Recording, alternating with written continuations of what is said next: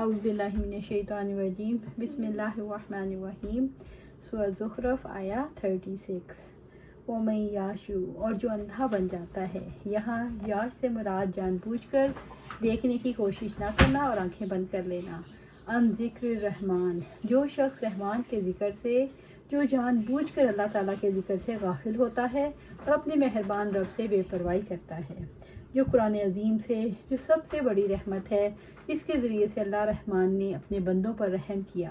جو کوئی اس کو قبول کرے وہ بہترین عطیے کو قبول کرتا ہے اور سب سے بڑے مطلوب و مقصود کو حاصل کرنے میں کامیاب ہو جاتا ہے، اور جو کوئی اسے ٹھکرا دے وہ خائب اور خاسر ہوتا ہے، اس کے بعد وہ ہمیشہ کے لیے سعادت سے محروم ہو جاتا ہے۔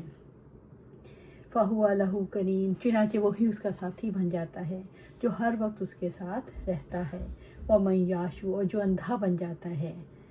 اللہ سبحانہ تعالیٰ فرماتے ہیں سورۃ نساء میں، اور جو لوگ اپنے مال لوگوں کو دکھانے کے لیے خرچ کرتے ہیں اور نہ وہ اللہ پر ایمان رکھتے ہیں اور نہ آخرت کے دن پر، اور وہ شخص جس کا دوست دشمن شیطان بن جائے تو وہ بہت ہی برا دوست ہے۔ یہ شیطان جو ہر وقت اس کے ساتھ لگا رہتا ہے، کوئی جن بھی ہو سکتا ہے اور انسان بھی۔ عبداللہ بن مسعود رضی اللہ تعالیٰ عنہ سے روایت ہے کہ آپ صلی اللہ علیہ وآلہ وسلم نے فرمایا، تم میں سے ہر ایک آدمی کے ساتھ اس کا ہمزاد جن ساتھی مقرر کیا گیا ہے۔ صحابہ رضی اللہ تعالیٰ عنہ نے عرض کیا کہ آپ کے ساتھ بھی صلی اللہ علیہ وسلم؟ تو آپ صلی اللہ علیہ وآلہ وسلم نے فرمایا، اور میرے ساتھ بھی، مگر اللہ نے مجھے اس پر مدد فرمائی تو مسلمان ہو گیا، بس وہ مجھے نیکی ہی کا حکم کرتا ہے۔ غافل انسان جب رحمان کے ذکر کو قبول نہیں کرتا، مصلحتوں کے تحت اسے نظر انداز کر دیتا ہے، ایسا شخص اپنے آپ کو درست ثابت کرنے کے لیے رحمان کے ذکر کے خلاف، اسے لے کر اٹھنے والوں کے خلاف جھوٹی باتیں کرتا ہے۔ یہی وہ موقع ہوتا ہے جب شیطان اس پر مسلط ہو جاتا ہے۔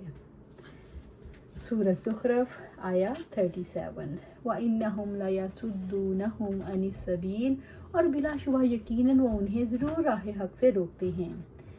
اللہ تعالیٰ فرماتے ہیں کہ شیطان لوگوں کو اللہ کے ذکر سے روکتے ہیں اور حق کے راستے سے روکتے ہیں، اللہ تعالیٰ پر ایمان اور اس کی اطاعت سے انہیں روکتے ہیں، یعنی اس کی اطاعت والے کام کرنے سے، یعنی وہ انہیں صراط مستقیم اور دین قیم سے روکتے ہیں۔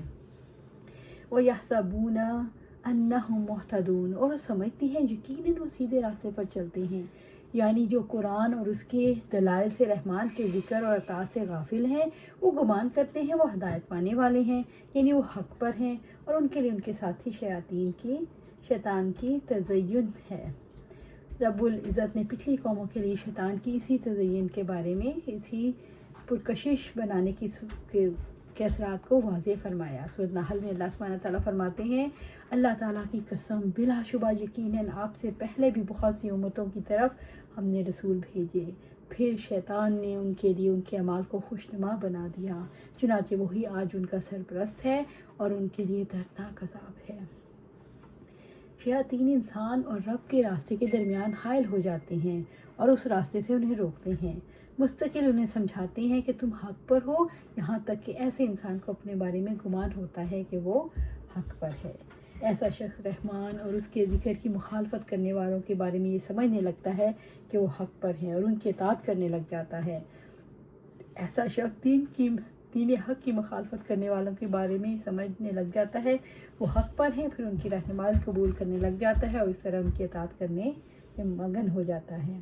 سورۃ زخرف آیا 38 حتیٰ اذا جاءنا یہاں تک کہ جب وہ ہمارے پاس آئے گا، یعنی جب وہ قیامت کے دن ہمارے پاس آئے گا، قالا یا لیت بینی و بینک بعد المشرکین تو کہے گا کاش میرے اور تمہارے درمیان مشرقوں کا فاصلہ ہوتا، یعنی اللہ تعالیٰ کے سامنے حاضر ہو کر رہے گا، کاش میں اپنے ساتھی کی شکل نہ دیکھوں اور ہمارے درمیان مشرق اور مغرب پیدا ہو جائیں۔ فَبِئْسَ الْقَرِینُ چنانچہ وہ بہت برا ساتھی ہے، یہی تو بدترین ساتھی ہے، کاش میں نے تجھ جیسے کو دوست نہ بنایا ہوتا۔ دنیا میں جو لوگ حق کی دشمنی پر اکٹھے ہوتے ہیں اور ایک دوسرے کی تائید کرتے ہیں، ایک دوسرے کو حق پر سمجھتے ہیں، اور آخرت میں ایسے لوگ چاہیں گے وہ ایک دوسرے سے اتنا دور ہو جائیں جتنا مشرق اور مغرب میں دوری ہے، ایک دوسرے کی شکل تک نہیں دیکھنا چاہیں گے، آواز سننے سے نفرت کریں گے، ایک دوسرے پر لعنت بھیجیں گے۔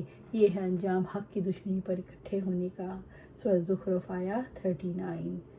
وَلَن يَنفَعَكُمُ الْيَوْمَ إِذ ظَّلَمْتُمْ أَنَّكُمْ فِي الْعَذَابِ مُشْتَرِكُونَ، اور آج تمہیں یہ بات ہرگز فائدہ نہ دے گی جب کہ تم نے ظلم کیا ہے کہ یقیناً تم سب عذاب میں اکٹھے ہو، یعنی جہنم میں تمہارا جمع ہو جانا اور عذاب میں مشترک ہونا آپ کو نفع نہیں دے گا۔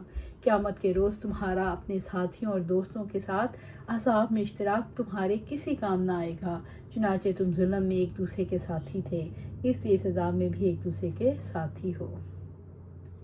سورہ زخرف آیا 40۔ افانت تسمع الصم او تهدی العمی، کیا پھر آپ بہروں کو سنائیں گے یا اندھوں کو راستہ دکھائیں گے؟ یعنی جس کے سننے کی صلاحیت کو رب العزت نے سلب کر لیا ہو، آپ اسے کیسے سنا سکتے ہو؟ آپ صلی اللہ علیہ وسلم اسے کیسے ہدایت کا راستہ دکھا سکتے ہو جو دل اندھا ہو؟ ان پر شیطان غالب آ گیا ہے، اس لیے وہ آپ صلی اللہ علیہ وسلم کی رہنمائی سے فائدہ نہیں اٹھا سکتے۔ وَمَنْ كَانَ فِي ضَلَالٍ مُبِينٍ، اور ان لوگوں کو جو کھلی گمراہی میں پڑے ہیں اور جو کھلی گمراہی میں پھنسے ہوئے ہیں، جو سیدھی راہ سے ہٹ چکے ہیں، وہ آپ صلی اللہ علیہ وسلم سے حق کو کیسے قبول کریں؟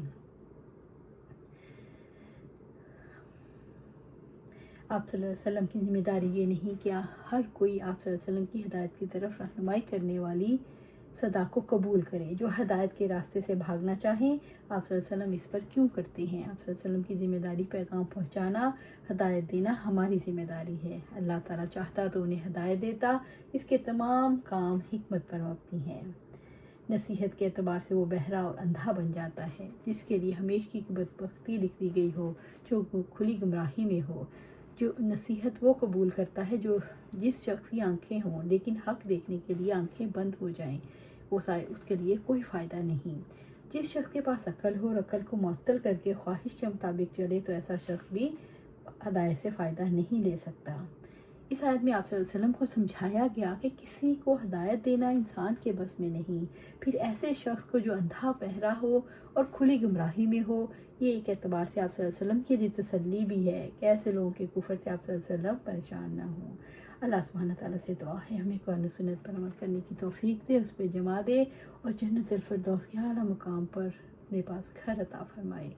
آمین یا رب العالمین۔